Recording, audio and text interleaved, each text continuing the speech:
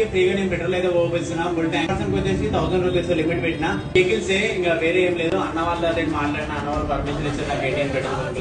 So అన్న ఇవి ఏం చెప్తున్నా అంటే నా ఫాలో అయితేనే మీ అందరికి ఫ్రీ పెట్రోల్ కొట్టిస్తాను. నేను మాదాపూర్ పెట్రోల్ బంక్ ఉంటే వంశీ పబ్లిక్ కి ఫ్రీగా పెట్రోల్ వస్తున్నావు, పబ్లిక్ కి ఫ్రీగా పైసలు వంచినావు, కొంతమంది పబ్లిక్ కి ఫ్రీగా మందు తాగిపించినావు. మరి పబ్లిక్ కి ఫ్రీగా పోరింగ్ సెట్ చేయి. ఇక ఇన్ని గణం చేసినావు అంటే అది కూడా చేయడానికి నువ్వు వెనక పోవు. నాకు అర్థమైంది. ఇట్లాంటి పనులు చేసి ఏం ఫైదా బాయ్ చెప్పు. పబ్లిక్ కి 10 మందికి హెల్ప్ చేయని చెప్పినా నేను. ఏం చెప్పినా తిండి లేని వాళ్ళు దునియా మీద మస్తు మంది ఉన్నారు. మన హైదరాబాద్ లోనే చాలా మంది ఉన్నారు. వాళ్ళకి పోయి తిండి పెట్టరా నాయనా అని చెప్పినా నీకు ఎన్నిసార్లు చెప్పినా. చెప్తే నువ్వు వినవు చేయవు. నీకు మంచిగా చెప్పినా నేను. నీకు పుణ్యం కూడా దొరుకుతుందిరా నాయన.